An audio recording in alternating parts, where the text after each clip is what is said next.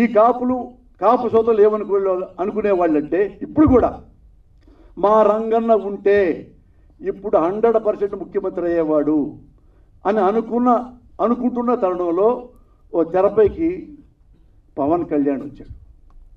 నేనున్నాను అన్నాడు. కాపు సోదరుల దగ్గరికి వెళ్ళాడు. నేను పార్టీ పెట్టాను అన్నాడు. నేను ముఖ్యమంత్రిని అవుతాను అన్నాడు. మీ అందరూ నాకు అండగా ఉంటే అన్నాడు అని చంద్రబాబు నాయుడిని, బాలకృష్ణని, నారా లోకేష్ బాబుని, పవన్ కళ్యాణ్ తిట్టిళ్ళు పచ్చి బూతులు తిట్టాడు చంద్రబాబుని. నారా లోకేష్ అయితే మీకు చెప్పకల్లా, బాలకృష్ణ అయితే మీకు చెప్పకల్లా ఘోరంగా తిట్టాడు. కాపు సోదరులు నమ్మారు, క్లాప్స్ కొట్టారు. మీరంతా యూనిట్గా ఉండండి, నేను ముఖ్యమంత్రిని అవుతాను ఈలలు వేశారు. చాలా సంతోషపడ్డాడు. పోనీలే రంగా గారు పోయారు, రంగా అంత కాకపోయినా ఈయన కూడా మనకు అండగా ఉంటాడు అని ఆశపడి వాళ్ళందరూ యూనిట్గా ఉంటే ఈయన వారాహి కూడా కొనుక్కొచ్చాడు. వారాహి మీద దిగాడు. అందరితో ఉన్నారు, విధులు చేస్తున్నారు. మళ్ళీ మీరందరూ యూనిట్గా ఉండండి, మన కాపులందరూ ఉంటాం సార్ మీకోసమే, నా కోసం కాదు, చంద్రబాబు కోసం. నాకు ముఖ్యమంత్రి అయ్యేంత సీను లేదు.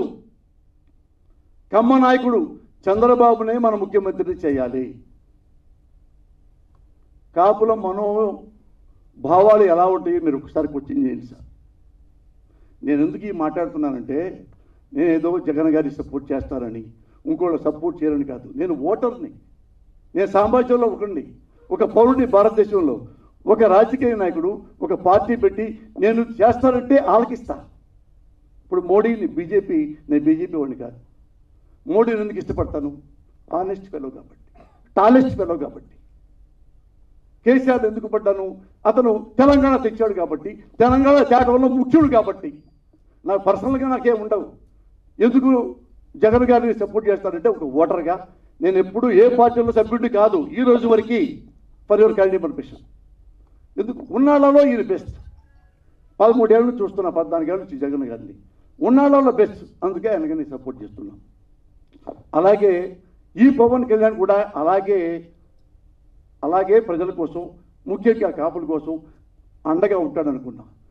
ఏ రోజైతే రోడ్డు మీదకి వచ్చి ఎవరైతే ఏ చంద్రబాబుని బూతులు తిట్టాడో అదే చంద్రబాబుని దేవుడని, కమ్మ కులస్తుడు, అతనికే ముఖ్యమంత్రి అర్హత ఉంది, ఆయనకే ఓట్లేని మన కాపులంతా. ఎందుకు వేయాలి మొత్తం కాపులంతా? రంగా గారిని చంపించినందుక? అవినీతిపరుడైనందుక? దేనికో చెప్పండి అంటే అడగొద్దు, సలహాలు అడగొద్దు ఉన్నాను. సలహాలు అడిగారంటే, నాతో ఇట్లా ప్రశ్నించారంటే మీరు వైసీపీ గూఢాచారం అని అనుకోవాల్సి వస్తుంది అని ఒక మాట